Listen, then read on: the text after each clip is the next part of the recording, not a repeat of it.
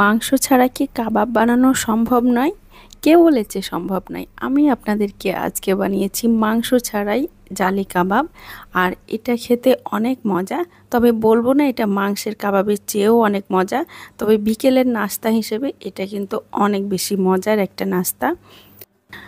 So আসসালামু আলাইকুম everyone, welcome back to my channel. আজকে আমি আপনাদেরকে একটা জালি কাবাব দেখাবো। আর এটাতে আমি কোনো মাংস ইউজ করিনি। এটা বানানোর জন্য আমি এখানে নিয়েছি 3টা আলু আর 5টা কলা আর 2টা ডিম। এই সামান্য উপকরণ দিয়ে একটা মজার স্ন্যাক্স, বিকেলবেলার একটা ভালো নাস্তা আপনারা বানাই ফেলতে পারবেন। আর এটা কিন্তু খেতে অনেক মজা। সো আমি এখানে কলা এবং আলুটা ম্যাশ করে নিলাম। এখন আমি ডিমটা ম্যাশ করে নিচ্ছি।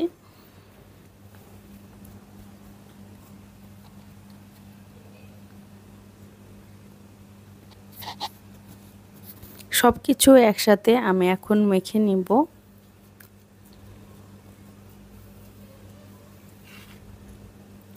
আমি এটাতে দিয়ে দিলাম অল্প করে ধনেপাতা কুচি আর পেঁয়াজ বেরেস্তা দিয়ে দিলাম।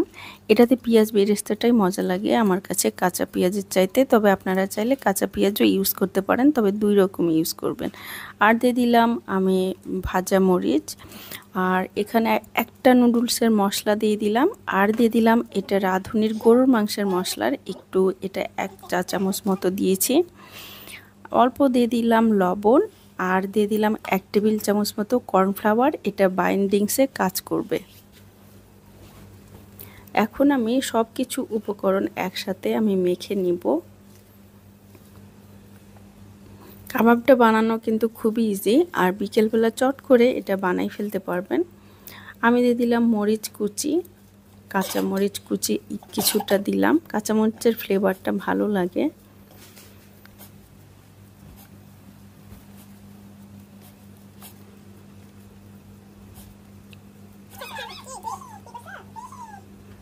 সো আমার এটা মাখানো হয়ে গেল। আমি এখন হাতে তেল নিয়ে আমি অল্প অল্প করে নিয়ে এটা আমি কাবাব বানায় নিব।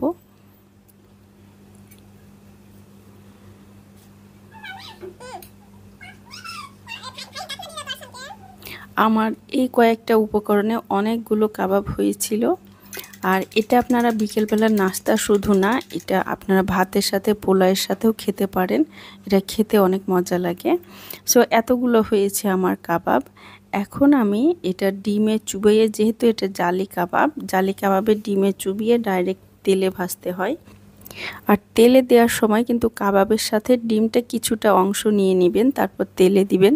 তাহলে যে জালি কাবাবের জালি জালি ভাবটা একটু সুন্দর হবে। একদম যে আপনার বাবুর্চিরা যেভাবে করে ওই রকম একটা জালি জালি ভাব আসবে, দেখতেও সুন্দর লাগবে। আমি উপর থেকে একটু ডিমটা এক সাইডে আমি দিয়ে দিচ্ছি, যেহেতু আমি দেওয়ার সময় নিচের সাইডে এই ডিমের অংশটা কমে যায়, যার জন্য আমি উল্টানোর পর এক সাইডে দিয়ে দিলাম।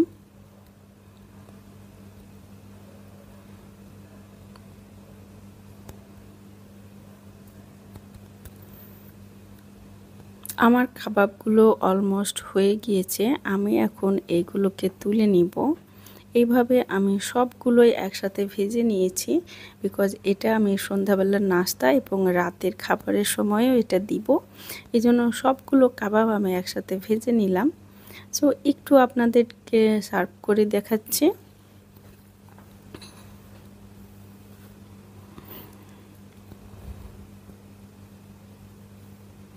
এটা দেখেই বুঝতে পারছেন জালি জালি ভাবটা খুব সুন্দর আসছে। আর এটা অবশ্যই ট্রাই করে দেখবেন। আমি একটু উপরে ধনেপাতা দিয়ে গার্নিশ করে দিচ্ছি, এটা জাস্ট সৌন্দর্যের জন্য। সো আমার এই রেসিপিগুলো যদি ভালো লাগে তাহলে প্লিজ আমাকে সাবস্ক্রাইব করবেন, আর আমাকে কমেন্ট করে জানাবেন আমার রেসিপিটা কেমন লাগলো। আর ভালো লেগে থাকলে অবশ্যই ফ্রেন্ডস অ্যান্ড ফ্যামিলির সাথে একটু শেয়ার করবেন। So thank you for watching.